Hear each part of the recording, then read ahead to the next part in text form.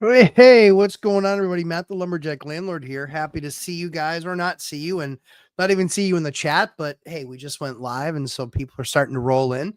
But good to see you guys starting to fill up the chat. It's summer.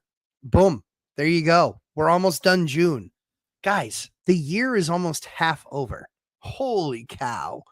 So what I wanted to talk to you guys about tonight was, for those of you who don't recognize the line, yes, it's the line from Good Will Hunting. And I think that, I think it's important to recognize that very often we sit there and we get absolutely trounced on and beaten on about how dumb we are and how we just don't see the market and we don't understand the market. And so I have a series coming up. Not, it's going to be a series of posts coming up on Instagram to really talk about this, because I think that it's important. I think very often we spend far too much time beating ourselves up or talking about our losses because something can be learned from losses. Just ask the trash bros. Yeah, I call them trash bros now, because the story has remained to be trash. It's just a bunch of silliness. Yeah, there's adjustments. There's always going to be adjustments in markets. I still believe we're going to head 10% down. If you look at where we are 7 or 8% off the peak. We'll see it continue to adjust further, but obviously there's pressures out there, right? And so one of the things that I talked about last week, as we're doing the project over at the police station jail, one of the things that I talked about is, I got the new number for the spray foam and it was up like 20 or 25%. And the reason that it was because of the tariffs on China.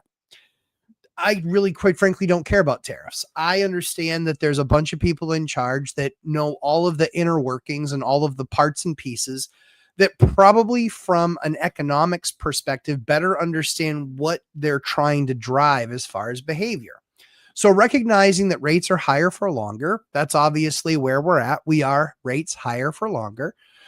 The good news is that, believe it or not, that's brought a level of stability to the market. It's not led to a bunch of these crazy, horrible housing price increases, because if rates were to get cut and rates were to go down 100 or 150 basis points, we would see this massive bump and all of a sudden this big push for activity. So the cool thing is that keeping rates higher for longer is actually cooling things off. And it's putting people that have a lot of debt, it's giving them a hard time because the rates are staying higher for longer. And so the payments are higher. This is one of those reasons that Dave Ramsey, talks a lot about not having any debt. And it's because when you have debt, the debtor kind of gets to make those rules. And very often the person trying to sell you that debt, whether it's a mortgage broker or a loan officer, whoever it is, what they're very often talking about is they're saying, hey, it doesn't matter. You can always refinance later. Well, later might be 3 months. It might be 6 months. It might be 6 years. You never know. And the question is how long can you actually last? Can you make it that far? Can you make it as long as you need to in order to be able to refinance? So one of the main adages that we talk about, one of the main attributes of what we hope that other investors are looking at, is that they are looking at 30-year fixed rate debt. Now, 30-year fixed rate debt is certainly doable whenever it's an owner occupied. Remember, I did 9 house hacks in 13 years. In this community, still the record. I don't know if it's the record overall anywhere, but there's usually not very many people that want to get to 9 house hacks for obvious reasons. Because, it's not ideal unless you travel a lot like Dion or don't have a bunch of young kids living with you anymore. So that kind of takes away the, from our perspective, he worked his plan and did it beautifully. From our perspective, we wanted to have our own house, or at least our own section. So maybe just a duplex when we were doing our house hacking, when we started having kids. So I think it's really interesting to watch things unfold. Rates have been higher for longer. There's still not a ton of deals out there. Small multifamily continues to rule the day, just as I said it would. So, and because in some parts of the country, small multifamily doesn't exist. And in some parts of the country where it does exist, it's in the worst parts of the area. And then lastly is, you have some parts of the area where small multifamily is still setting records or getting darn near close to setting records all the time. So one of the things that I actually heard this week that I thought was most interesting was in my conversation with my brokers. And having the conversation with a bunch of different brokers, they had talked about how a number of deals, more deals than ever, had fallen apart in the last 30, 60 days. And so I asked, so what's the reason for that? And so believe it or not, it wasn't financing. Financing did happen a couple of times, but the biggest thing that made things fall apart was how expensive it was to fix or do whatever work needed to be done. So you used to be able to get away with a $5,000 credit or a $7,000 credit or a $10,000 credit. Well, that's not happening anymore. Now the credits are absolutely massive. The credits literally can be $20,000, $30,000, $40,000. And this isn't on $1 million home. This is 20 or $1 million building. This is 20, 30, $40,000 credits being asked for on, duplexes that are selling for $600 or $650,000. So I think it's really interesting to watch that market, kind of unfold, because I think that this is something that no one else was talking about.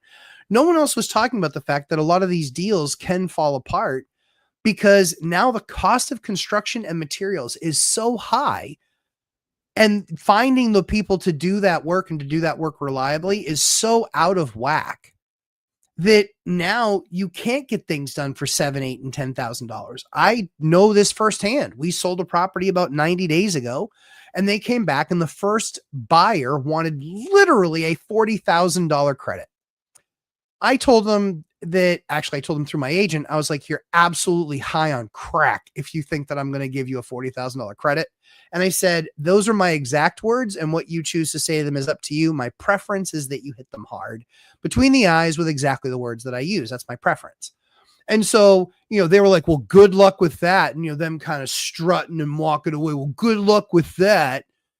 So that would have been if that property had sold for that and we'd given the credit that we had, that actually would have been a closing price of about $360,000 on that property.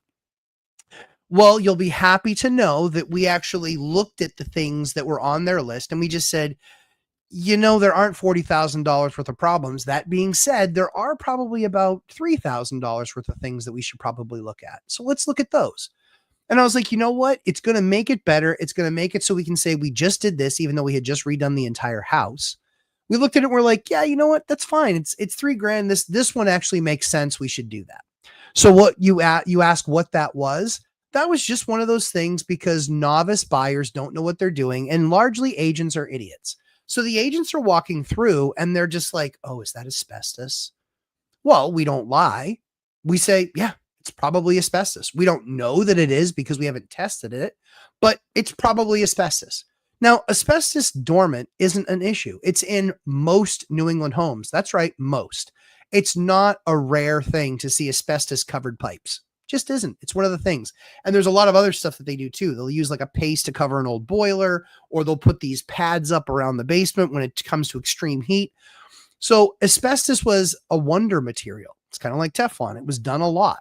So what's interesting about it though is that this generation of home buyers has no clue. They're all scared of the boogeyman, lead and asbestos and blah, blah, blah, blah, blah. These are all things that have been in the environment and in these homes for 100 years. It's been 100 years. It's not even a thing, but you want to make it a thing. So one of the things that we actually started doing was, and this isn't something that we had as part of our strategy, we now always get a quote on what it's going to take to do asbestos removal. We just do. We just look at it.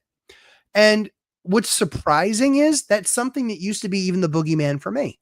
That was something where I was just like, oh man, it's going to cost like $10,000. Here's what I can tell you. We're doing a massive asbestos project. Massive. What I would call massive. And still at the end of the day, the bill is like $6,300, $6,400. So it's really not that bad. I'm actually pretty thrilled about it. $6,400. That's like, yeah, kind of who cares? So what? So $6,400, we're doing that asbestos thing. Now that eliminates a lot of issues, right? That takes care of all these people that are going to walk in and go, oh, it's got asbestos. Yeah, it does. But now it doesn't. And see how cool that is? So now that asbestos isn't there, now that asbestos doesn't exist, now we're literally taking it right off the docket. The cool thing is we actually show that it was done recently to the sale, almost like we're getting credit for it. as if it was something that they were going to ask for. Because we would say, listen, we just anticipated you were going to ask for the asbestos thing. So we just took care of it on the onset. That made the most sense. So what I find interesting is that this market really is shifting, but it's always shifting. So rates are higher for longer. Rents are flat. In some cases, they're up for us, but that's only if we have a tenant that's moving out after having been there for 3 years. If they've been there for between 2 and 3 years, or if they've been there for more than 2 years, the rent is going to go up for us, right? So it's this delusional situation that these trash bros have tried to, basically they believe in a concept called correlation as opposed to causation. When smart people talk about causation, we're talking about the fact of what's occurring, what it was caused by, and then here is the issue, and that's what caused it. It's not the fact that there's correlation, like, well, yeah, that's going down in that area, but it's only because of the housing market. No, it's not. Why are houses going down in Florida? It's not just the housing market. It's also the insurance market. Why is it the insurance market? Because some people are talking about it tripling. Some people are talking about their rates having tripled, 2,000 to 6,000, 3,000 to 9,000, 4,000 to 12,000 for those trash bros who can't actually do math out there. So I think what's really interesting is as we watch these things continue to unfold, it's going to be, like I said, you're going to see corrections in markets. You're going to see things down, some in some markets down 5% or 10%, maybe even 15%. It doesn't happen quickly. It is going to happen over time. The caveat that I always give is, yeah, if World War breaks out, then obviously the market kind of stops. But then what's going to happen? It's going to roll. Rates are going to go way down. Then there's going to be a big flood, and then pricing might pop up, or at least then be held in place. But that's what we'll kind of wait and see.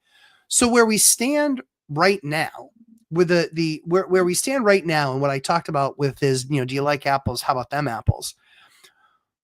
What's going to happen over the next few weeks is you're going to see me put out Instagram posts. Yes, it's Lumberjack Landlord right on Instagram. And yeah, there's a lot of hate out there, and I just don't care because I consider the source, I consider the source. If you're broke in your mom's basement, I don't really think you have a valid opinion because you haven't done anything. It's kind of like the soy boys, on Raging Tomato.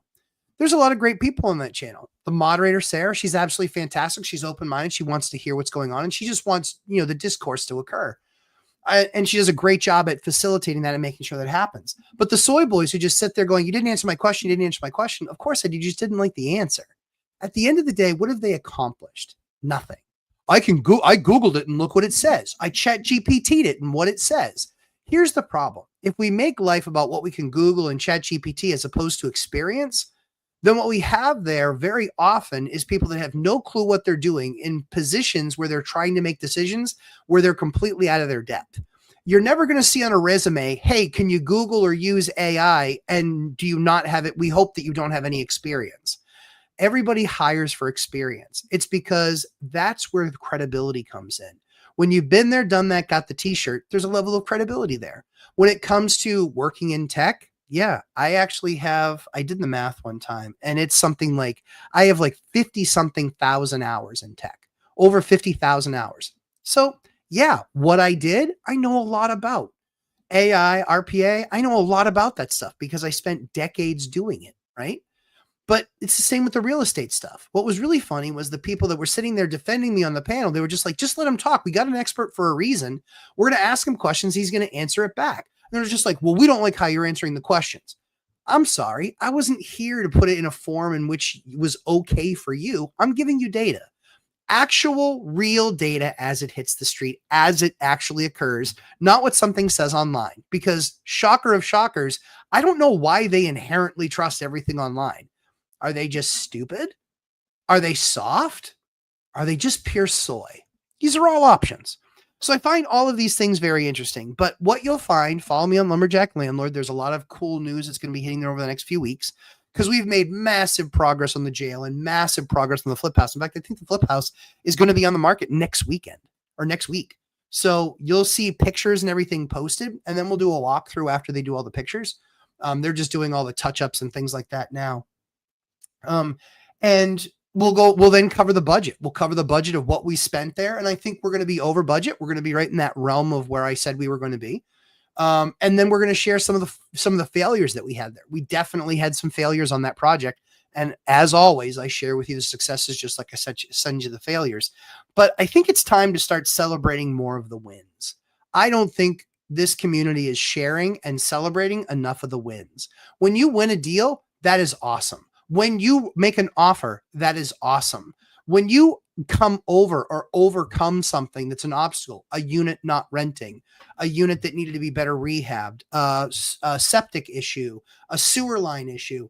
When you overcome those things, take it from somebody who has an experience and done it for over 20 years. That's a big thing. You just celebrate that more. Hey, this one didn't take us down and we got through it and we're on to the next one. And then though that's going to work that muscle to make you a whole lot better at investing and what you're doing. You're doing a good job. Just keep on doing it one foot in front of the other. Keep on learning from others that have done it a lot more than you, and don't be afraid to ask questions. That's the other thing too. Boy, does it drive me nuts. I try and help out in the online communities as much as I possibly can. I've decided if you write anonymous and you don't say who you are when you're asking the question, I'm no longer helping you. It's important. It's important that we own our failures, we own our mistakes, and that we earn our wins. And you can't have shame of asking a question. And if you do, you shouldn't be a landlord. This is the school of hard knocks, and the school colors are black and blue. It's a hard thing to do. I know, I've done it, and I've helped over hundreds of others do it as well. That's the purpose of the course. So I hope you guys are enjoying your summer. Those you guys are going to see over the course of the next few weeks with posts, the How About Them Apples, because there's a lot of receipts coming up. And quite frankly, it's not going to go well for the Trash Bros. So let's jump into the questions. Let's check out and see how you guys are doing. Wayne Wong, good evening, sir. Good to see you as always. Mark Hambone, what's up for Easter Washington? Good to have you here, sir. Chester, always great to have you here. Key, good evening, sir. Good evening, Key. JLD Systems, happy Thursday. It is Thursday, and it is happy because there's no reason to be anything else. Excuse me. JMS, hey, Matt. How are you? JMS, good to see you. Jason Calasabetta, good evening, Matt and everyone. Good evening, Jason Calasabetta. It's always good to see you. We also have Mr. Robert Farinelli, a diehard in the Lumberjack Landlord boot camps. Always good to have him there. And what's really awesome to watch and to see is over the course of time, I think he was with me when he did his very first one, and now he's on number 4 or number 5. He's bought off market. He's developing a deal. He created one from nothing. He's developing a deal and expanding it. These are all the things that, for me, are just awesome to watch. I just love watching that stuff. I love watching people get better. I love people taking the things that I've done, taking what they can learn from that, and then building on that for their journey. I get it and I love it. And so I'm thrilled for him and what he's doing. So congratulations to Robert for that. My good buddy Dion, good to see you, pal. Exploring. He's found a place, probably some glamping site that has Wi-Fi. Good to see you, pal. Wealth building journey. Agents are idiots. Love that. Yeah. I mean, I just call it like I see it. And if you're an agent and you're watching this and you're offended by that, ask yourself, does your customer know more about this than you do? Well, then that instantly, then you lose all credibility. The bigger issue that people need to understand is that you're supposed to be the expert. And very often, how do you get that expertise? If you're not doing open houses constantly, if you're not constantly talking to other agents, like when you're doing 1 transaction, 2 transaction, 3 transactions, I say things all the time to agents and they're like, what's that? You've been in the game for 2, 3, 4 years and you don't know what that is? It's just like everything else. These licenses are kind of a punchline joke. You know, they've learned a bunch of stuff. They don't remember much of any of it. And more importantly is they certainly don't remember the important stuff. They don't know what's the most important thing when you're going through that house. What are the things that are going to absolutely bankrupt my buyer? You know, like a broken sewer line or this or that or the other. They're not making any recommendations. They're just like, yeah, get an inspection. Do they know what to inspect? Do they know what things actually cost the most things? Are they giving their people any sort of guidance whatsoever? No, they're not giving them any guidance. And they're bumping along the bottom and they just expect that like they should get thousands and thousands and thousands of dollars for that. No, you shouldn't. You're a professional tour guide. Add value. Teach people. Have them understand when things are important and when things aren't important. Asking them questions. Because usually what's most important to them is something that's going to financially sink them. That's why Fannie and Freddie have the rules that they do around those first-time mortgages with the class or the grade or the quality of the asset, the quality of the property. They want to make sure that somebody's not going and buying into a house that's going to need $20,000 worth of work that, guess what, that person can't afford. That's what they're looking at. Buzz Tune, Mikey, good to see you, my friend. I hope all is well. Joshua Melby, do you have all your properties with the same insurance company? No, I do not. If not, do you buy multiple umbrellas then? No, no. So what I have is I have all of the insurance that I want to have. I don't have LLCs. I have all the insurance that I want to have. I have higher deductibles, so it's more reasonably priced. It's more reasonably priced insurance. So I'm not getting absolutely eaten alive by, and I know how to get a project done for a fraction of the cost of an insurance company. An insurance company would come in and be like, yeah, that's a $40,000 problem. And I'd be like, I could do that for 13 grand. Like, you're getting that pricing because you're a stupid insurance company and you don't know what you're doing. I, on the other hand, know what I'm doing, and I know I can get the work done for 12 grand, the same thing that's going to cost you 30 or 40.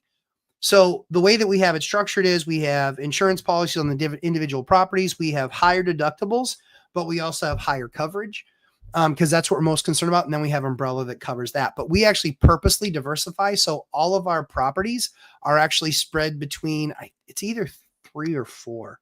It's either 3 or 4 different companies, but we're spread. The other key to it too is I don't want people that have access or that have assets in the horrible markets. I don't want people that have assets in Florida because of the hurricanes and stuff. I don't want people that have access, to California. Don't want any there. I don't want any with a lot of access or a lot of their business in New York because of just the rules and how heavy that is. And very often it ends up costing the insurance company money to operate in that state, much like California. And I don't want to be the one paying for that because that is all, that is the rising tide lifting all boats. Oh, that's good. Zero Sugar Mountain Dew. Not a sponsor, but I wish you would. What are you using AI for currently in your business, Josh? Oh, so I'm sorry. Jeffrey White. What up, Lumberjack? What up, Jeffrey White? Did I see you guys have a book? Answer below. I think you guys have a book. Baron Campbell. Hey, Baron. Nice to meet you. Good having you here. There was a movie in 1999 called Farinelli. Check it out. Baron Campbell, thank you for the update. There was a movie in 95 called Farinelli. Very interesting. Joshua Melby, what are you using AI for currently in your business? It's largely built into the stuff that we use. I'm not spending a ton of time, honestly. I'm not spending a ton of time with AI because, quite frankly, it's the software packages that I choose that will have some level of AI in there. And for those of you who don't know what AI is and are kind of confused at what AI really is, artificial intelligence, it's basically, and it can be biased, it can be heavily biased or not heavily biased, but it's usually biased because what it's doing is when you're asking it a question or when you're proffering it a situation, it's going to answer back based on all the data and all the results that it has. It's not like this omniscient machine that is actually accessing all the data all over the internet. It's not. It's accessing a subset of data. So the question is garbage in, garbage out? Is that the right data that you should be asking for to then get the right answer? So I think that what you're going to see is you're going to see silos of data, right? Yes, there's going to be the data that's on the web, but there's going to be silos of data that then become more trusted data based on the things that people are trying to ask and get answered. So there's not a lot of ways, in all honesty, there just is not a lot of ways that AI based on that massive data set can help you in a very small area. There just aren't, because again, it's all how you ask the question, what question you ask of it. I know that, I know how AI works. I know how RPA works. And so I leverage it in the areas that I can that are important. You can ask things like, depending on the data set, I think that it's going to become more automated, where you can be asking it to essentially build your rent box. And so it's going to be interesting. It's going to be interesting as people try and build out their rent boxes. I told, I actually said it in one of the, I'll let you sneak, but in one of the school classes that Dion and I did that was about 2 hours long, One of the things that I snuck that I told people about was I said, I break the buy box. I break the rule. But here's how I break the rule. Instead of waiting and spending 90 days, I go backwards 90 days and I take all of that data and I aggregate all of that data. And then I look at that data and then I start to see where the trend is over that 90. And then as I'm in the market, I can then watch and monitor as that stuff moves in the market. That then gives you, after another 90 days, you now have 6 months of data, but you have a better idea of where the trend started, not starting your trend at day one. So you can go backwards 90 and then forward 90. That then gives you 6 months. You actually don't then need to go forward 90. You can actually get away with 90 days, then seeing and understanding where the trends are and then working from there. Yeah, that's how you do it. Let's see. Flavio, good to see you, sir. Glad you're here. Robert Fernelli, he's on 4 now, trying to figure out the whole get a zoning exception. Yep, a lot harder than you made it sound. It's not harder than I made it sound. I told you. I hire attorneys and we go through the process. I told you it's very, very difficult, very hard. But the process, just like anything, the process is straightforward. It sounds easy, but if it were easy, everybody would do it. There's a reason everybody doesn't do it. They absolutely going to fight you tooth and nail. Way it goes. I'll figure it out somehow, trying not to be doomed to die on the Walmart floor. It's a process, my man. The thing, it's speed. The speed by which you need to accomplish things is very often the thing that can make you fail. You know, very often it's like Fire Festival probably would have been a success. Look it up, FYRE. It probably would have been a success had they just started planning a year earlier. The problem is they made it too tight of a timeline. And then a bunch of sacrifices need to be made on quality. And then it ended up being a total bust and looking like a fraud move. Right? So that's generally speaking the way it looked on the other side of it. However, if they had a whole nother year, probably wouldn't have been a failure. So almost always the success that you're going to have, one of the things you always need to account for is the speed by which you're trying to accomplish the goal. And Robert knows that was specifically for him. Dan M, good to see you. Glad you're here. Angel R, good to see you. Glad you're here as well. Jeffrey White. Yes, we do have a book about house hacking in Denver Metro with today's rates and today's prices using different strategies. I'm one of the co-authors. I gathered as much with you sharing the book in front of everybody. I gathered that you were one of the co-authors, but congratulations on your book. I would read it, but I would be lying to say if I did read it. When it comes on an audiobook, I would definitely listen to it, but I won't read it because I don't read books. Robert Fernley, weird question on rental ads. From my Manchester place, you can see a sunset over the South Ucanonock Mountain. I have taken a couple of pictures. What is the best way to incorporate in the ad? I would. So if you're getting that sort of an iconic view, and it's out of one of the rooms of the unit or off the deck or something, I would put something to the effect of like, wouldn't this be a site that you can wind down to every day? Or wouldn't this be a site that you can get used to winding down to every day? That's how I'd caption that. See, that good, guys. Elite status. Currently took a picture of the sunset with some porch rails in the frame to get the idea of sitting on the porch. Yeah, what you can do is you can actually sit in the seat. You can actually sit in the seat and you can say, and then you can just put in captions, picture taken while sitting in the chair. Joshua Melby. So your umbrella carrier will cover other insurance companies? Yeah, they're an umbrella. So of course, umbrellas are rarely done with the same company. The purpose of it is they look at the level of coverage that you have, and then they talk about that umbrella, which then ties things together. Very, very rare for you to get your insurance here and then get an umbrella from the same policy. Why wouldn't you just get more insurance from the same company? So yeah, very rare. Very rare. I've always gotten my umbrellas from different companies, for sure. For sure. But that's just me. Yeah, so Joshua, if you're all with one company, then they have all of the risk and they have no end in sight to the risk, right?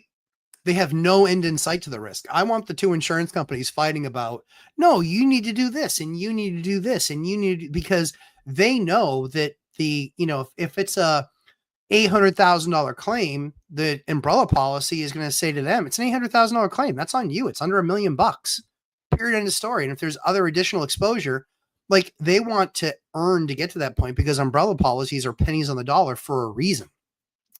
They're way at the top of the food chain.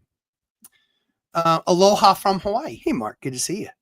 Grumpy contractor. I'm determined not to get an I told you so. I want you to not get an I told you so. I do. I don't want to say I told you so. I don't think I will, in all honesty. I think that you're going to learn the lesson all on your own and not tell me.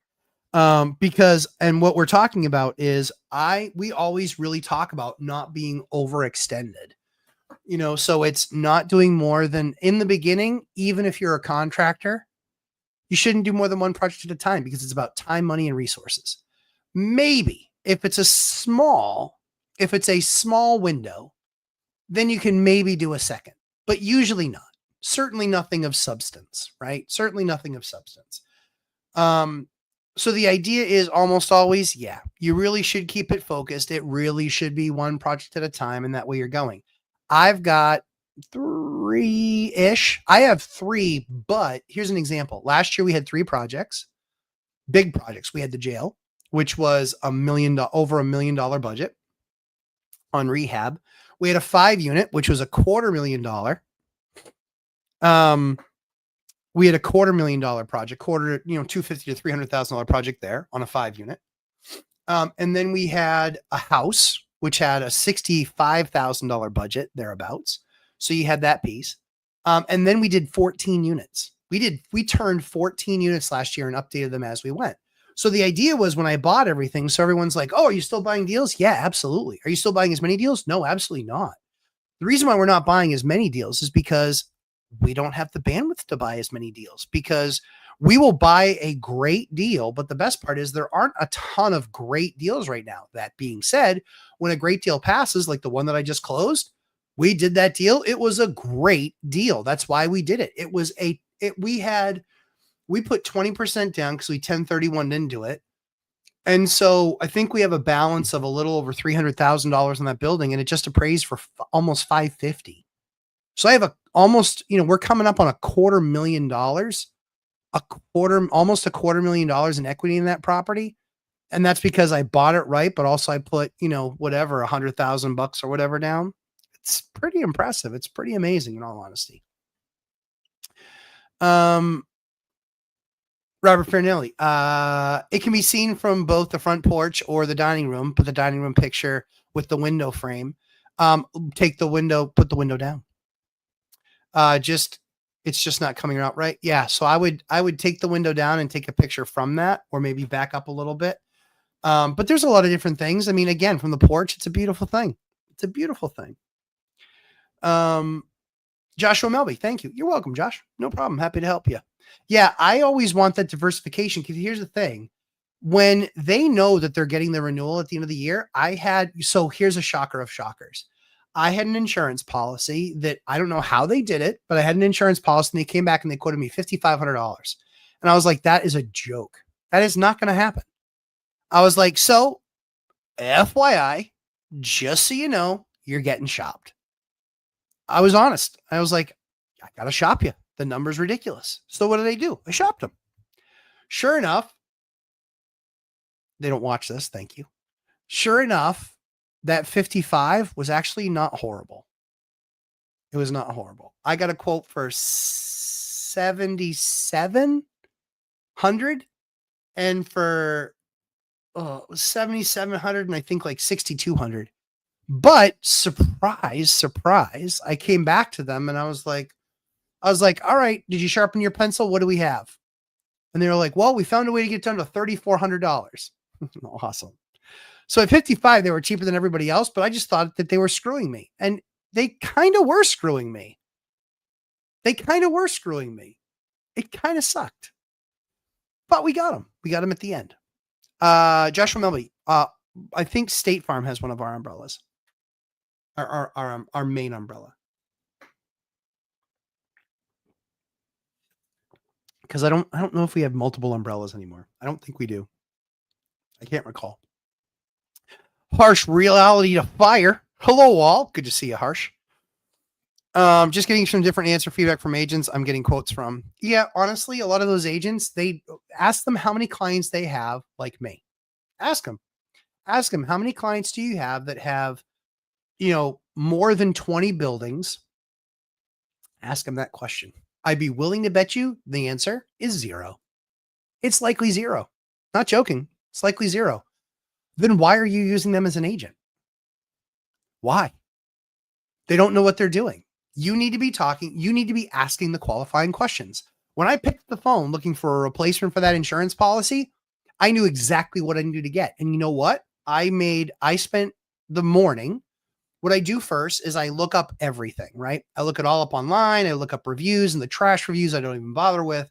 The good reviews I absolutely follow. I also want to see a little bit of volume there on reviews.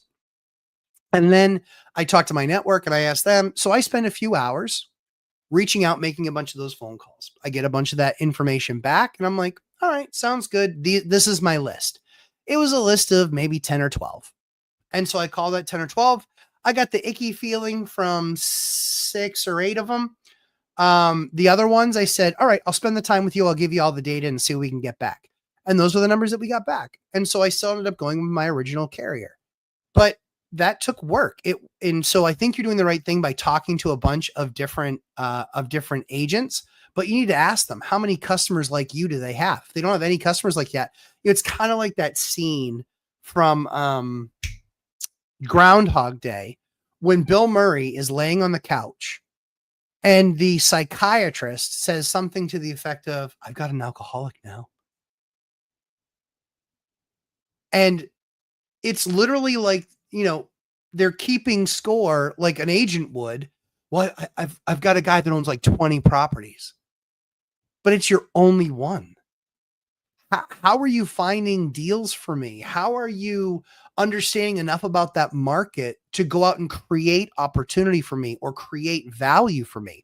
You're not doing that because you only have me. So I'm going to be susceptible to whatever you're getting. I don't want that. I want to be a big fish. I don't want to be the biggest fish. I don't want to be a big fish in a small pond. I'd like to be a decent sized fish in a big pond because then I'm not too small to ignore, but I'm not that upper tier where I'm getting all this attention paid to me. This is kind of the idea. This is where people have to better understand the stuff that they're doing. So you need to be asking people. So let's put it this way. Josh, would you walk into a doctor and say, hey, have you done this surgery before? And he goes, nope, never done it. Huh. I have some questions about the surgery. Well, I'm not really sure I know those answers, but let me see if I can go get those answers for you. Do you see how dumb that sounds?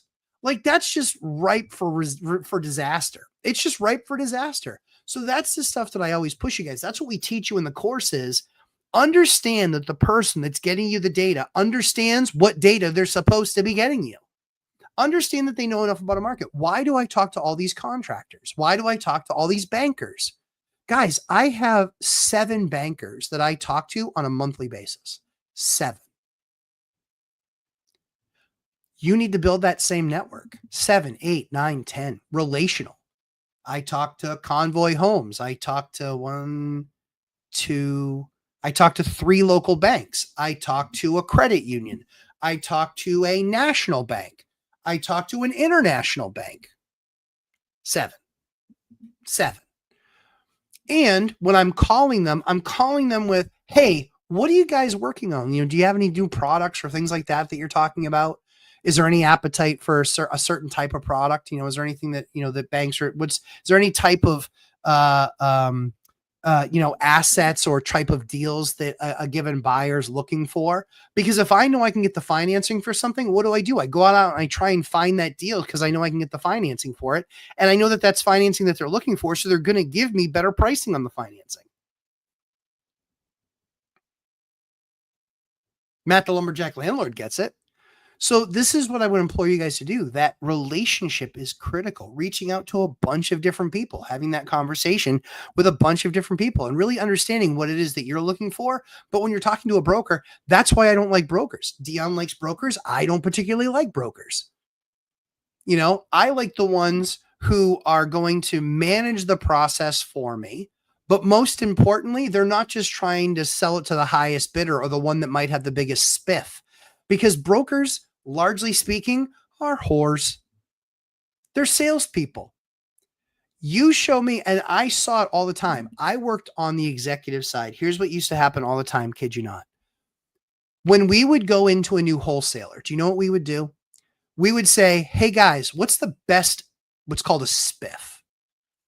Special performance incentive for sales or something like that, for spiffs. So we would ask them, what's the best spiff you have? And you know what I would do? I'd double it.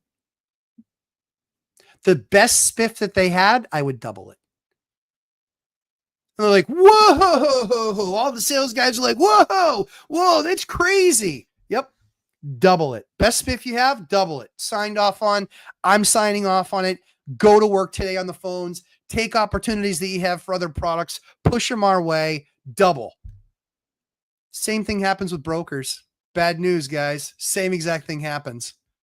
They like that rep more. They like that company more.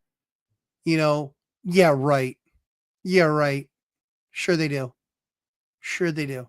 Yeah, there's spiffs involved, guys. It happens everywhere, all the time. And they do it in a compliant way. Yeah. Do you know how many people, and here's the crazy thing. I was on the bad side of it. I learned early on in my career that you don't follow the spiff. And here's what happened. We had a company come in. They said, we're going to give this spiff on the product. I'm like, holy cow, I need to sell a lot of that product. I stopped selling the market leader. I started selling that one. And you know what ended up happening? It kind of worked out in the end, but it was painful.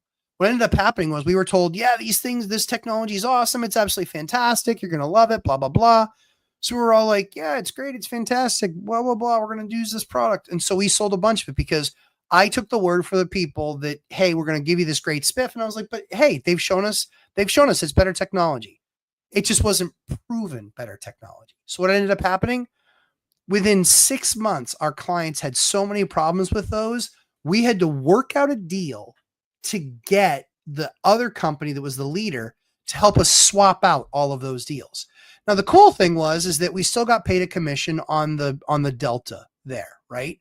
The downside is that you burn some bridges there with clients, which we didn't want to do. So what I did was I tried to get them as heavy a discount as possible and get them into the new board. Even though it was a higher quality board, I tried to get it into them for as little money as possible because I knew it was an added expense.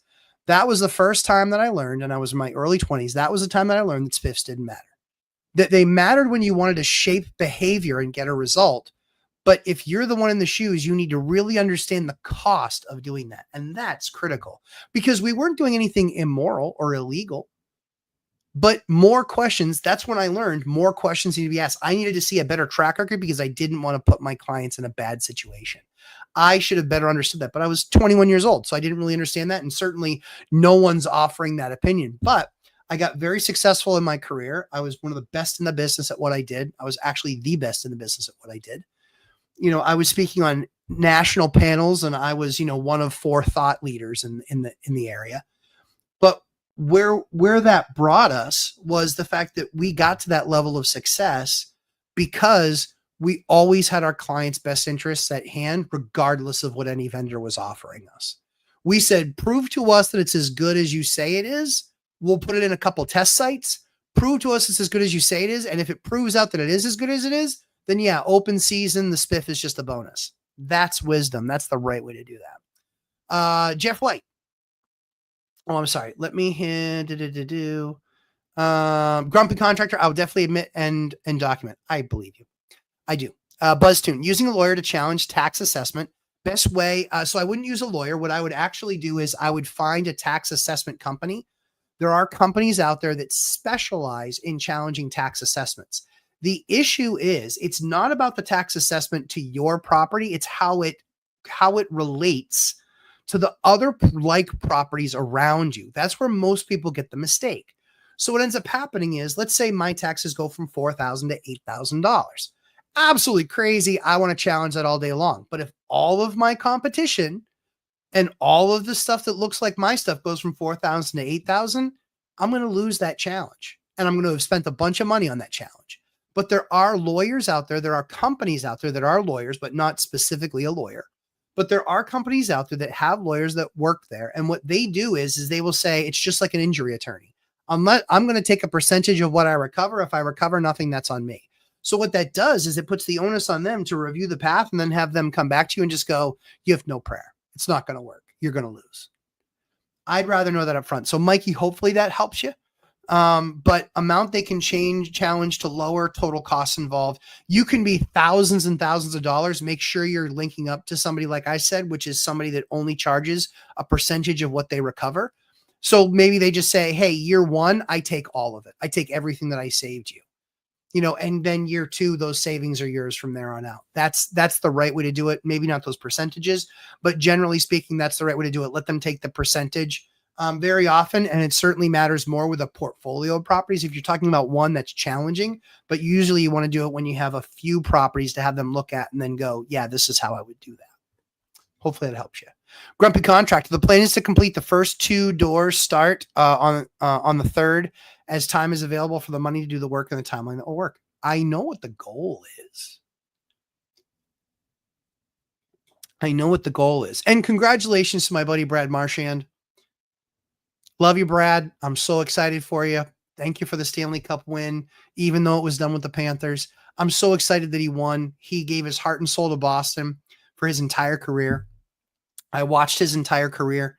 It was 14 years. I remember when they drafted him from Moncton. I believe it was Moncton. But yeah, Brad's an amazing hockey player. He was, without those garbage empty net goals that Reinhardt got at the end, I think he would have won the Conn Smythe. But I'm super pumped for him. And I'm thrilled. We watched a lot of the playoffs because we wanted to see Brad win in the cup. He deserves it. He's a really hard worker and he gave his heart and soul to the city of Boston. So I'm excited. And excited to see, hopefully they can repeat again. I know the Bruins won't be giving them any contention. Jeffrey White says, cheers to Lumberjack and his amazing boot camp and course. Thank you, my man. So many gold nuggets. I appreciate that. What tips do you have for positive drainage and gutters to protect your foundations? That's great. So the idea always is you got to get it at least 4 to 5 feet away from the foundation. So if you have a French drain, that's fantastic. What the French drain does is it slows down the flow and it lets it more evenly disperse. So French drain ideas, I like those a lot. If you don't have something dug up or you don't want to do a French drain, just make sure that when you have a downspout that you're actually putting it 4 to 5 feet away from the house and then it's draining into something. Have a hole dug up in your yard where it's a bunch of stone underneath and then it's just some dirt and then some grass on top. But that way, when that starts to, really get in there, it's going to then, fall through the dirt and basically sit in the stone. So that's what I would do. The biggest idea with gutters is that, yes, you should absolutely have them because they create unnatural wear if you don't have vinyl on a building. When you have water splashing and hitting the ground and then bouncing up and then hitting your siding and then eating away at it over time. But the biggest thing is downspouts with a nice curl out, and don't have it just come out where it's bringing it 6 inches past the foundation. That's not the idea. The idea is bring it down and then have it. You don't need a ton. People that have it like 1.5 feet off the ground and then, coming out like that, you don't need that. What you really need is just a gradual push out. And if you don't like the way that pipe looks, just make sure that you bring it down to basically a water diffuser and that you put those things down. So maybe you come down in your downspouts, maybe 1 foot or so or 1.5 feet out. Then you have it go onto the diffuser and then push that out. That's a great way to do it. It's a great way to do it. Hopefully that's helpful to you. Thank you very much for the super chat. Appreciate it. Josh Melby, just getting some different answers, feedback. Yeah, the agents thing. Yep. Harsh Reality. Hello all. BuzzTune, thank you so much for the super sticker. I appreciate you. Old area guy. Hey Matt, love your show. You're probably too young to remember where that line comes from. Hey Matt, love your show. I might be.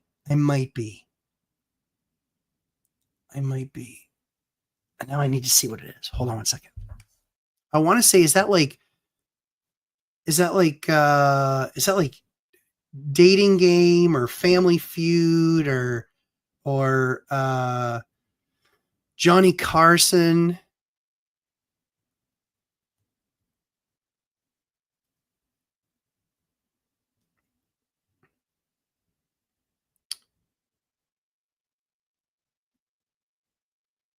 Phil Donahue show. Phil Donahue. Wow. Well done, Frank. Well done. I was a big daytime, that kind of viewer, when the topic would interest me. And so a lot of times the topic would interest me. So I watched a lot of that stuff. Yeah. Yeah. I like that. Very well done, Frank. Good job. Sorry. Just getting rid of this. I don't need to see that. No. I love it. A tenant sent something in saying, can we get the trash picked up more frequently? The answer is stop blocking the dumpster, dumbass. The frequency was perfect, but you guys keep on blocking the dumpster. Stop being dumb. P.S. Stop being dumb. Do you have any more Raging Tomato episodes lined up? I don't. Dion, do you? I don't have any more lined up. Nothing. Jason Calcimetta, did you see Florida fans chanting "Thank you, Boston"? Yes, I did. And they're welcome. They're welcome. Some idiot up here put up a post saying how that was tasteless or stupid and all the Bruins got was a second round pick. Wrong. We turned it into a first round pick because of how deep they went in the playoffs and how much Brad played. I'm thrilled for Brad. At the end of the day, Boston didn't do the right thing by building a competitive club with having enough draft picks turn into something. They have been dumpster fires when it comes to drafting. And so we wasted years of Chara. We wasted years of Bergeron. We wasted years of Marchand. We wasted years of really talented players. Pasternak. We've wasted a lot of years of players because we believed that we had the right solution and we were horrible at drafting. There aren't many teams worse than us at drafting. So anyway, that's been the demise of the Bruins. But that was always what was really funny about them in the 80s and 90s when I grew up and was watching them, was that they were never spending any money. They were always in the bottom 5 as far as teams that spent money. So any good player that would come here, they'd leave after they got good. They would leave, and there was one after another. And then we would spend some money on some big name free agent, and he would suck. Kevin Stevens, Martin Lapointe, but then we would make these horrible trades, Joe Thornton and Tyler Sagan and Phil Kessel, and we'd make these horrible superstar movement trades. These guys would become absolute rock stars, even like smaller trades like Riley Smith. Yeah, I'm a dork. I know hockey really well. But anyway, Andres Matos. Hi, Matt. I have water damage on the first floor ceiling on my 2-story duplex. It could be a pipe leak. Should I call a plumber or a roofer? Thanks. It depends on what's above you. So if it's on the first floor and the second floor is living space, the first investigation I would do is I would have some sort of a handyman, because I would want to start opening up the ceiling where the water is coming from, because you can never tell. Could it be going down the outside of the building and then tracking in? Yeah, it's possible, but it's less likely. Usually what you're going to find is wherever that leak is occurring, it's usually underneath a kitchen or underneath an appliance or underneath another bathroom. That's what I would be looking for first and foremost. That's, I think, how you're going to find your that's how I think you're going to find your best, your most likely, if you will. Old REI guy, I think you mentioned a while back that you had some properties that you use a property management company for. So I did. I fired them because they were horribly bad. So one of the things that you've obviously heard me talk about it a little bit is I've always considered, potentially opening up a property management company. The reason that I do is because very often these property management companies have all these people in charge that don't actually own any property. What's my number one rule for everything? If I have an attorney, I want him to actually own some investment property. If I have an accountant, I want him to own some investment property. I want them to know these things because people are self-centered. People will look at the things that keep them the most protected. So if I know that they have investment property, I know that they're going to be keeping an eye on legislation. They're going to be keeping an eye on tax law. They're going to be keeping an eye on all these different things that a number of other attorneys or a number of other accountants, they won't spend their time looking at, because it doesn't directly impact them. It just impacts their clients. But then the question always needs to be asked, how many of those clients do they have? How many clients do they have that are like me? Right? I don't like hearing that I'm the only one that guy has. That's not helpful. I want to be one of the smaller ones, not a small one, but I don't want to be the biggest ones, because strategies that they're going to employ, I want my guy to be leading that with them, understanding that with them, getting paid a fortune to learn that with them. And then he comes back to me and he goes, hey, so we just did this for somebody else, and I think it might be a huge win for you. And I'm like, what? Exactly. That's the stuff that we want to do. That's the craziness, guys. That's the craziness. So yes, so that answers your question, Frank. Frank, I'm ready for a follow-up if you have one, my man. And by the way, look what shirt I'm wearing. Old REI guy. I forgot I was wearing the shirt today. Yeah, great shirt, guys. They give a bunch of charity. Go order yourself a shirt. These are great shirts. These are great shirts, and they're properly sized. I knew I could count on Frank and Cynthia to do the work for a properly sized shirt. Well done, guys. Jeffrey White. Yep. Thanks, Lumberjack. Also on the topic of financing, with your returns that you achieve, have you talked to them about a business line of credit? Yep. And then refinancing permanent 30-year financing. So we have the permanent 30-year financing. Yes. I made that product with a bank. The other banks that we have, we're doing a deal with Convoy that actually closes tomorrow. Guys, the experience with them was fantastic. And let me tell you, it wasn't without issue. You know that I just hit you. I know I got the limited edition one. I love this shirt. I know, but the new ones that you have, they have say something different on them, but they're the same quality shirt. And so this shirt I love this shirt. I love this shirt. Yeah. It's truly one of my favorites. And I live in t-shirts in the summertime. But yeah, so kind of back to the point of like how we structure the debt. So I'm doing a deal with Convoy right now. It was not a deal that was easy. It was a very hard deal, actually. We had a bunch of bumps in the road. We had a bunch of false starts and a bunch of issues. And you know what? I'm always going to shoot you straight. So here's the way it goes. It sucked kind of in some parts, but you know what? Here's what was most important. They stuck by me. They communicated with me. They always let me know exactly what was going on.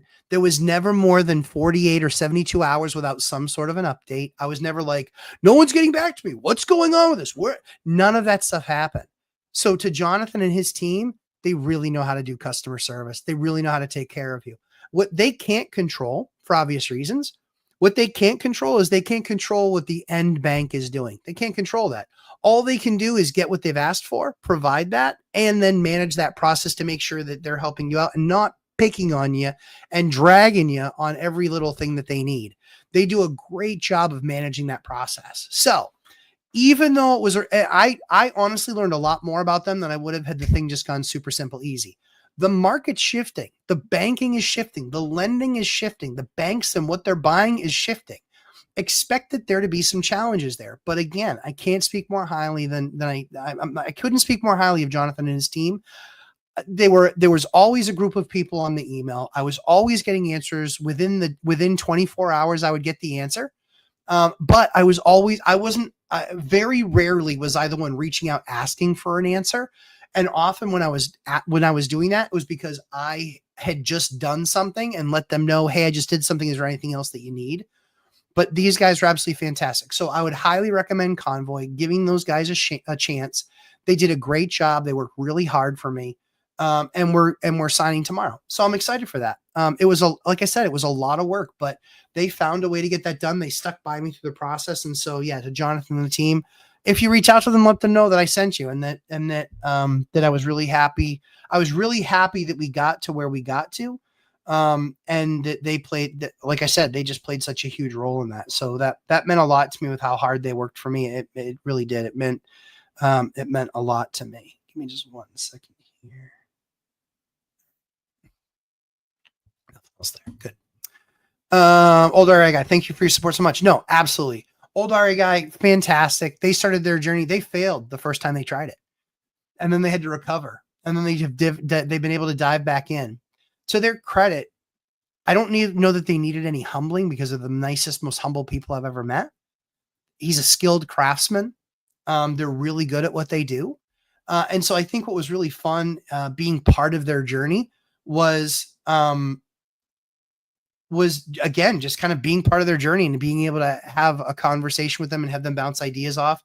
That's what we love so much. That's what I love so much about the boot camp is it's 12 weeks. I get to know people pretty well. I spend about 30 hours with you guys. And with Farinelli, like he's on boot camp number 4 and we've done 5. But we had 2 that were running at the same time together. And so, I've spent 140 hours with Robert. And so I've seen him go from basically nothing to something when it comes to real estate. And it's been a pleasure to be a part of. So when that does come available again, the boot camp, I think we'll start advertising it. And it doesn't, just so you know, we don't advertise it everywhere. We literally talk about it on this channel, and that's basically it. And I mentioned in a couple of interviews, we only get 15 spots and it fills up super fast. And I want to say we already have 6 or 7 spots spoken for, maybe even 8 spots spoken for. And so that 15, that happens really, really fast. Jen Tam, hello, Jen. Hope you're doing well. Robert Finelli, yeah, I learned a lesson with Convoy. I don't blame them, but the lender wanted my property in an LLC, and I didn't realize my current insurance was a no-go and went from $1,400 to $2,500. Yep, I can do better with Vermont Mutual, but yeah, Convoy themselves were great, which I knew better the implications of putting a property into an LLC. That's exactly right. And so there are some banks that require you to put it in an LLC. For us, we have it in a trust, and so an LLC was absolutely a no-go. That was actually one of the reasons one of the lenders actually DQ'd, was because we didn't have it in an LLC. And that was fine, because guess what? We still found somebody. They still wanted it. And we got the deal done. We got the deal done. It's not an LLC. We didn't change anything else on our side. The only thing that we had to do was we had to change up our insurance. That did happen.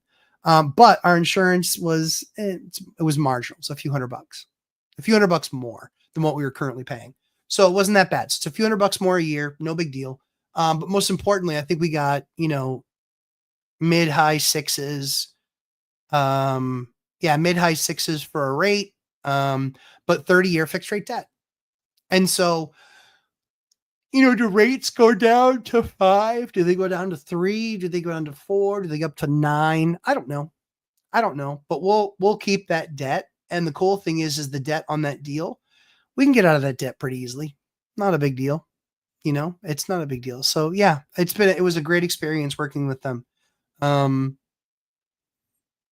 Yeah. And again, it's just another arrow in the quiver. I think platinum's still worth more than gold. Thank you for the compliment, Frank.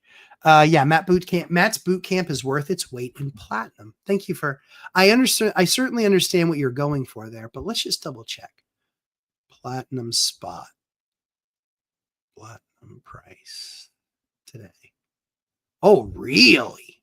Wow. Is that right? My phone's almost dead. Is it only 1,300 an ounce? Ooh. Is it? I can't really see. That's crazy. Yeah, I guess it is worth its weight in gold, not platinum. I can't really see. My phone's almost dead, so. But I think platinum's $1,300 an ounce. And gold's like $3,000. That's 3,200 an ounce. It's crazy. It's because all these countries are buying up gold. It's amazing. Yeah, I think that's all the questions. So that's all the questions. So you guys can ask a last call for questions. I'm happy to answer them if you'd like me to. Hopefully Dion's having a good time in Jackson's Hole. And Mike is having a good time in Hawaii. And yeah, we'll see. Robert Fernelli. Wow, Matt, you are right. Damn, you are right. Like 4 years and over 100 hours. Yeah, I know. I had 1 and now 4. Yeah, you definitely helped my journey. We still have to goal of you saving, making me $1 million. That's true. Yeah. So platinum is $1,294 an ounce. Yeah. And gold's like 32, right, Chester? I think it's around 32 or 34, right around there. But yeah, Robert, yeah, gold 33.65. There you go. Wow. Amazing. Because platinum for the longest time was like $2,000 an ounce. And gold was, finally hit 1,000 and then 1,200, then it hit 2,000 and it retraced back. Yeah, worth its weight in gold. I love it. Now that's an accurate statement. You'd rather be worth gold than platinum. Thank you. Yeah, but Robert, 4 years. Yeah, 4 years. Me and Mikey will be hanging out with Zuber at the event tomorrow in Hawaii. That's perfect. I love that. Good for you guys. That's good. I know it's not that far of a jaunt from Vegas or San Francisco, but man, from New Hampshire, oh dear God. Thanks, Frank. I appreciate it very much. Always good to see you. Yeah, it's 7 or 8 to LA from here from Boston.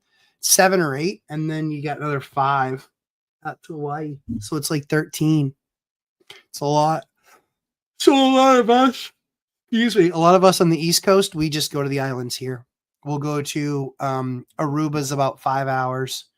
Bermuda's only a few hours, a couple hours. Uh, where else? Like St. John's and St. Lucia and those. Costa, no, Dominican Republic, Puerto Rico. Yeah. Yep. All those are pretty, yeah, half day flights. That's a half a day flights. Yeah, no, exactly. It's actually, yeah, that's the problem. The problem is then when you're there, you want to stay so long because it's such a hike back. It's just crazy. Yeah, Barbados. Yeah, all that stuff. Like in the Caribbean. I my favorite of all of them. My favorite was Aruba. I really liked Aruba, and I never paid to travel to any of these. So one of the cool perks of being one of the top in my field was I got to travel for free because they would take the top reps. They'd take them and they would call it President's Club and they would take it wherever it was. And so they would plan this big, huge trip. And the rule was you could be any place for 4 nights and 5 days, and the company could write it off as an expense. And so that's honestly how I traveled the world. That's how I traveled the world. I went to Spain and to France and to Switzerland, which was one of my favorites, and to Italy, and Canada. I did Canada a number of times. But Playa del Carmen and Cancun and the Mayan Riviera and Costa Rica, no, the Dominican Republic and Bermuda, the Bahamas, Puerto Rico, Vegas. My first time to Vegas was completely free. So yeah, I was really blessed. I got to travel for free, but that was the only time away that I would get all year long. And it was because they would be like, hey, for 4 days, we're shutting down. You don't have access to email or anything.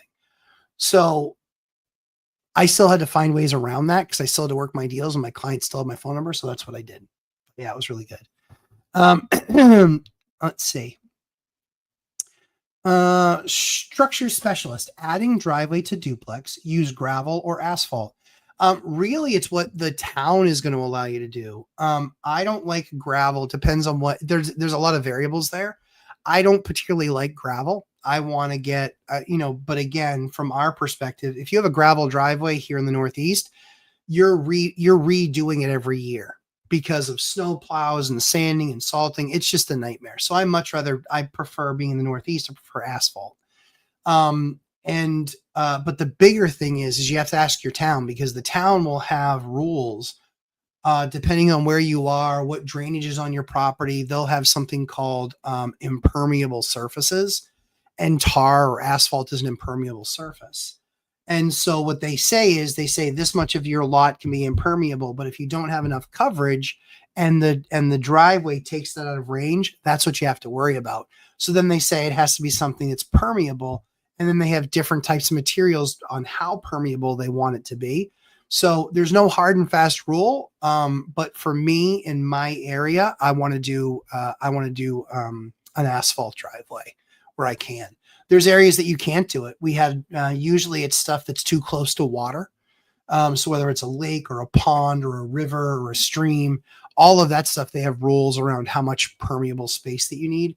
And so we were able to do our driveway in one of these places that was close to the river or on the river, but I had 5 acres. Like that's the only reason I was able to do it. If I had a 1 acre lot, I would have had to go with a non asphalt driveway. But yeah, I loved that asphalt driveway. It was awesome. The Atlantic Caribbean is fantastic, especially right after hurricane season, late November through January. I totally agree. We would almost always go in January. We would go in January because it would be like the start to the year and everyone had a hangover from the end of the year. So we would always go in kind of that January or early February timeframe. And it was awesome. Jen Tam, how's the Vegas house hunting going? Are you still planning to buy a home there? Yeah, we're still planning on buying a home there. I'll be there in I think we're going as a family in September. We're going as a family in September, and then just waiting and seeing what's happening with the one rental at a time event in February. And then we'll make plans. We'll make plans based on that. But yeah, we're still looking at stuff out there. We're starting to see some of the cracks in the armor there. Vegas is always that market that goes up 300% and then corrects 200%. So, or goes down, 60% after it's gone up 300. So we're still keeping our eyes open. We're very specific with what we want out there. We've already made the next step. So, with our school strategy for our kids, it shifted a little bit. What basically shifted is our older two are now going to be homeschooled. The kids did really well this year, and they did they do too well? I mean, I guess that's up for debate. So just based on what I saw, and we sent them to an amazing school. The biggest challenge that we had was both of our kids were testing gifted in multiple areas. And so we had to sit back and kind of look at it and go, okay, we can really harness the power of that. And because they learned a lot of the fundamentals, but they excelled quickly through the fundamentals, that now we're kind of looking at this and saying, we want to kind of give them a unique opportunity. And so what I mean by that is, here's the unique opportunity, is we have an awesome opportunity to be part of a local co-op. The local co-op actually has a bunch of entrepreneurs in it. And so for me, I want to steal some of that. And so there's 4 or 5 other families that are in it that are entrepreneurs and have their own businesses, very successful businesses. And so what's interesting is we've kind of had the conversation and talked about that and said, hey, as we're going through and as we're developing some of this stuff, as we're going through this process, what we want to do is we want to just give our kids exposure to these other things. So maybe my kids don't want to be in property management. Maybe they don't want to own a bunch of property. Maybe they want to do that stuff. And they're not being given the business, by the way, anyway. It's not going to happen. They would have to buy the business from us with terms. And yeah, they're not getting handed anything. The only thing that they're going to get handed is a shovel and a broom.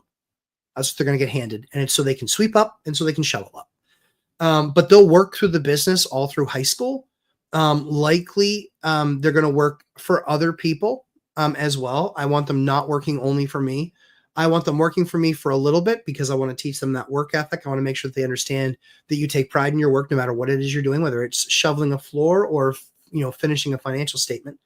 But we want to make sure to instill that in the kids. And so that's really, frankly speaking, that's really the opportunity. Give me just one second here. Okay. So that's really the opportunity. But yeah, that's what we're doing. But our youngest, so it not really derailed, but maybe delayed. Probably delayed is a better word. We love the foundation that our kids got. We started sending them to school at 3 years old, so 3, 4, and 5. And so all of our kids are going to do 3, 4, and 5 in that school, and Abigail hasn't started yet. So where I thought we were probably going to be buying kind of in the now time frame or last year, that got pushed out a little bit because we won't use the house nearly as much. Airbnb is illegal in Las Vegas unless you get the license. 97% of them are still illegal. And Airbnb is a pretty bad model. Who'd have thunk it?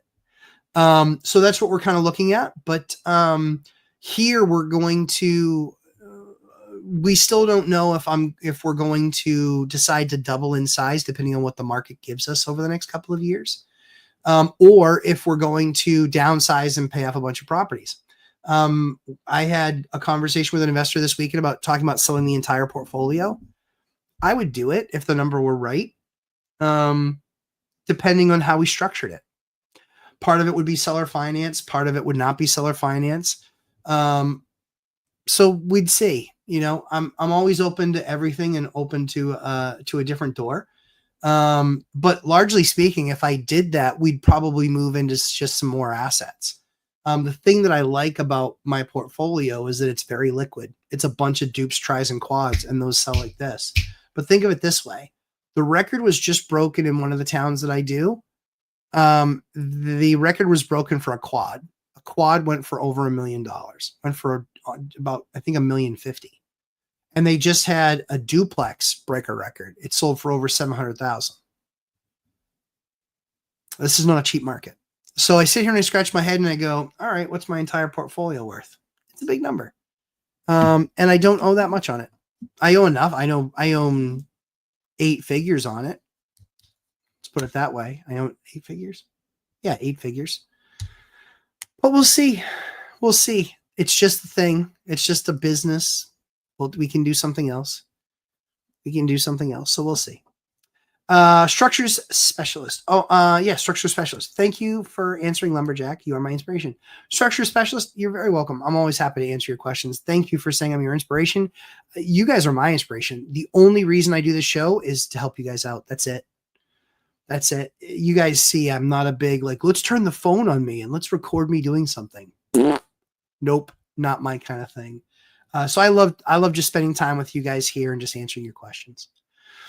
Jeffrey White, fun question. What's your favorite Boston movie? The Departed, Boondock Saints, Good Will Hunting, The Fighter, Mystic River, The Town, or another one? Damn, that is an awesome question. Oh, that is an awesome question. There's a little bit of a sneaky one, and a lot of people shit on him for this role, and I actually really liked it. There are so many good ones. You're right. There's so many good Boston movies. So what's really funny is that entire list. I love all those movies. I've seen them all a minimum of 4 times. Good Will Hunting, I've seen over 10 times. The Departed, I've probably seen 12 or 15 times. But what an amazing question. Yeah. What an amazing question. So I really love The Departed. Just because like that cast, like Wahlberg, not Johnny Damon, Matt Damon, DiCaprio, Jack Nicklaus. I mean, damn, like, just unbelievable. And Vera Farmiga, like she's gorgeous. Yeah. Like that was an awesome movie. Good Will Hunting though, seen it a bunch of times. Those guys are Boston kids, seeing Matt and Ben. Matt's kind of a douche, but Ben's, they're all kind of douchey. They're all from Hollywood, or they're all Hollywood now. But yeah, those are amazing movies. Boy, if I had to pick one, honestly, it wouldn't be Boondock Saints. That's probably my least favorite of the group. Mystic River, amazing movie, but tough to watch because of the subject content. Yeah. The Town, really, really good. Yeah, really, really good. Great question, Jeff. Great question. Boy, what else? Yeah, there's a lot. Yeah, there's a lot of, I watch a lot of movies. So, I like multiple tiers of thinking going on. I'm processing. And so I love having a movie on in the background while I'm doing work. I like kind of, taking it in and, while I'm doing on something, I don't usually need to shut something off to concentrate. Not usually. And so I watch a lot of movies all the time. Even now, I still watch a lot of movies, even when I'm on the phone or returning messages or sending emails. I watch a lot of movies. I really do. I love movies. What can I say? Well, wow, what a fantastic. Thank you so much for the question, Jeff. That's a great one. Yeah, so many good ones. Yeah, Good Will Hunting's fantastic. It has a lot of moves. This line that you see in it now, but my favorite one is where, Damon's just yelling at the professor. Like, you know what I'd like to do is not have to come in here and explain this to you. I won't do the whole scene because I want to curse a bunch. But I totally get where he was at. And when I was younger in my professional role, I didn't understand that. And there should have been a higher level of humility in me. Because for me, it just made sense. I could just see the board and it made sense for me. And that's what I've spent the last 20 years trying to figure out, is how to explain that. Because how many times do you see the greatest hitter not be a very good hitting coach, right? Like Ken Griffey Jr., amazing hitter, not a good hitting coach. Manny Ramirez, amazing hitter, probably the prettiest right-handed swing in baseball, not a good hitting coach. So anyway, I think that's kind of interesting. Nicole Weigel, I still want to know how your wife would balance kids and the business. How specifically, Nicole? I'm happy to answer the question for you. I watch her every day. I watch her do it every day. It's a lot of movement back and forth. So tomorrow we have a closing. All 4 of the kids are going to the closing. So that's our balance. All 4 of the kids are going with us. Sometimes, depending on what the activity is, the 4 kids get left behind with her. The 4 kids get left behind with me. One of the kids goes, 2 of the kids go. It really just depends. It really just depends on what the task or activity is. When she's in her office trying to work, it usually what we do is it's when the baby is down for a nap, and then I have the other three kids, and that can be them at the pool, that can be them, playing games inside. We can be on the swing set. A lot of times, what I try and do is I try and take them out of the house, and then she just has a few hours just being nice and cool and chill. I'm doing all the REI and stay-at-home mom. Yeah. And so she does all of that, and she's a homeschool teacher. Yep. So it's just about creating a schedule, being good and time efficient.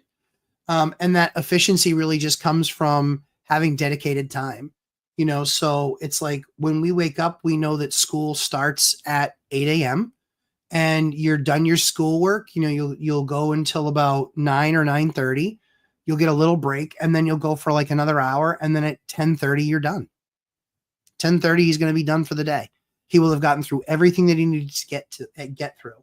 And then the key for us is then making sure that we have stuff that's other stimulants throughout the day. So Sam is hockey, and Bryn is gymnastics, and Eliana is gymnastics. Abigail is going into gymnastics, and then Bryn is also, she wants to try at hockey, so she's going to try hockey. So we'll see how that goes. Mark Hammone. Any tips on what to look for when replacing iron porch and step rails? Anything to look for? Not really. Not per se. For me, my preference is PVC. Doesn't rust, doesn't get jagged. So my preference is PVC. I wouldn't use the brand Trex for railings and stuff like that. It's just so much more expensive. So I look for something different brand like Veranda. It's good product, and it's probably about 70% the price. The other thing that I do is I typically look for that stuff in the fall and then plan to do it in the spring of the following year. That's how you'll save a bunch of money, is buying that stuff around fall sales. Yep. Yeah, Chuck Rust. Yep, for sure.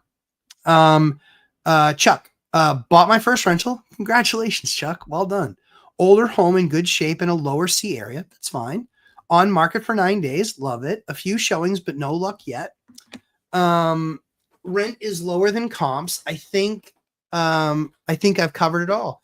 Yeah, I think so. I think that, then it's just a matter of advertising, right? And what your process is. That's why it's one of the important parts of the course. We talk a lot about how to market the unit. Long story short is make sure your ad's different than everybody else's is, and make sure that you put as many people through the application soup as you possibly can, because you never know when a frog is going to turn into a prince. Now, don't take it upon yourself to turn a frog into a prince, but you can typically see it there. We want to put the biggest tip that I can give you, Chuck, that I think that people make the most mistake is they often try and set up separate showings, and that is a huge mistake. The idea is let's work with human psyche, fear of missing out. What you want to do a showing where you can get as many people there as possible. So you let them know, hey, listen, I'm doing showing. The showings start at 1:00 on Saturday. And they're like, oh, I can't make that. You say, what time can you make? Well, I can make 1:30. Okay, great. And then what you do is you spend all your time stacking everything between 1 and 1:30. Why? Because everybody's coming and going, and everybody's going to see that the place is absolutely packed. It works. In fact, it worked so well this last weekend that we got 2 units rented, and now we're down to. So we're getting 2 more units back on July 1, and that's when we have a bunch of showings this weekend.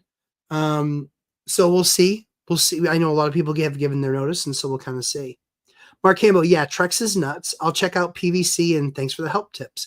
So what you want to look at, Mark Campbell, is you want to look at Veranda specifically, Veranda. That's a brand that is covered or used to be carried by Lowe's. This was the last time I bought it, which was maybe a year ago. But you want to look at Veranda. The other thing that you want to do is, believe it or not, people transition away from these PVC balusters and deck rails. Watch and look Facebook Marketplace, and also Craigslist, and see if you can buy the stuff used. It's well worth it. Chuck. Okay, I'll try it. Very cool. The other problem with rentals right now is the 2 months of free rent and $99 move-in specials. Agreed. So many large apartments in Manchester hurting bad and still want 2,500 to 3,000 bucks for a 2-bedroom. Yes, absolutely. And so what Robert is referring to is this was one of the trends that I saw starting to happen, because when our tenants leave, I would ask them, "Why are you leaving?" I'm not afraid to hear the answer. It doesn't hurt my feelings. I want to hear why they're leaving. Even if they're just like, "I think your beard sucks." And I was like, "That's fine. Don't care.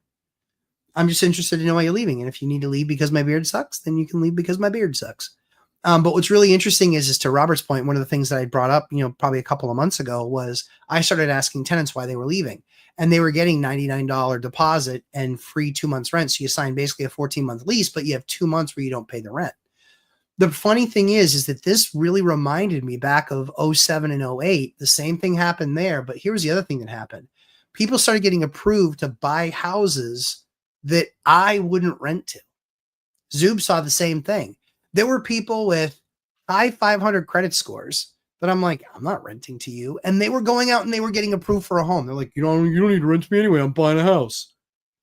Dude, what idiot banker gave you the opportunity to buy a house? It's very simple. It was the guys that were doing no doc loans. Excuse me. They were doing no doc loans. They were doing what are called ninja loans: no income, no job, no assets. So they called them ninjas. But they were called basically no doc loans, or they would call stated income loans. Here's how stated income went. "Hi, how much do you make?" Before you answer that, you can tell me any number and it's not going to be verified. So what did they come up with? "I make $250,000 a year." Okay, great. Just put that on the document, fill it out, sign it, and we'll use that as the number. Are you joking? That's literally what got approved. It's insane. Mark Hambone, Marketplace didn't even cross my mind. Well, that's why you came and watched The Lumberjack Landlord. I give you all these ideas.